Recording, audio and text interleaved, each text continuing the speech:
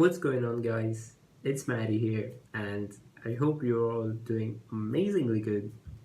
So today, I'm talking about a topic which I'm really thinking about these days, and that is the prison of perfection, and why perfection is just another word of insecurity.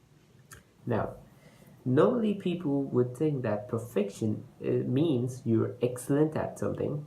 You know how to do it very good.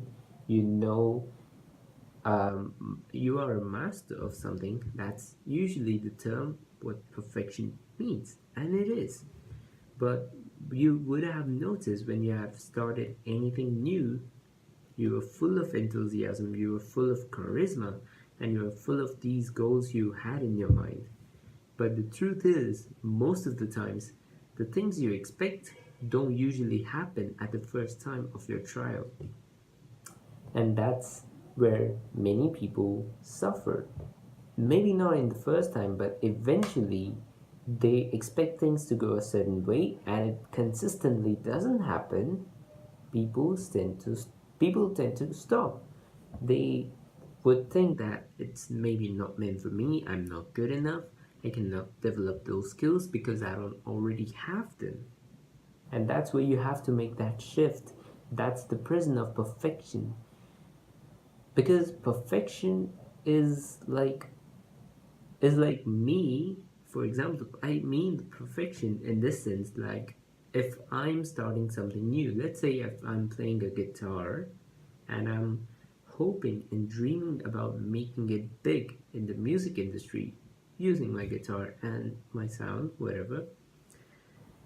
I'm not naturally good at the first, which is obvious, but every time I try to perform, I have that expectation in my mind that if I want to be big at this thing, I have to be good already. And that is the perfection mentality that I need to be good at this certain thing no matter what happens. So if I start my guitar and it doesn't sound as good as I expected, I would get discouraged. But instead of that mindset of trying to be perfect every time, trying to believe that perfection will come every time I do something, instead we should all try to have a growth mentality when you don't put your faith on being perfect. You don't put your faith on being good enough. You put your faith on being a learner. Because we as human beings are ultimate adaptation machines. And we can grow to whatever extent we want. We can learn new things, as many things as we want. And we can do things as much as we want. We are adaptation machines.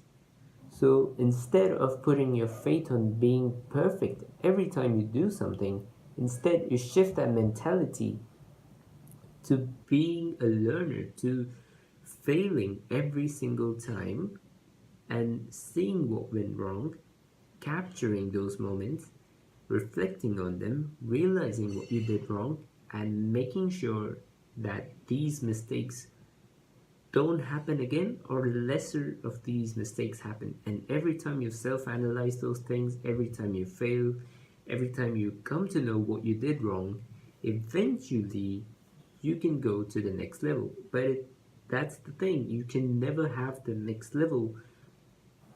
You can never have that next level before putting failing, before not successfully attempting those situations. You cannot go to the next level without failing often, without doing dumb things.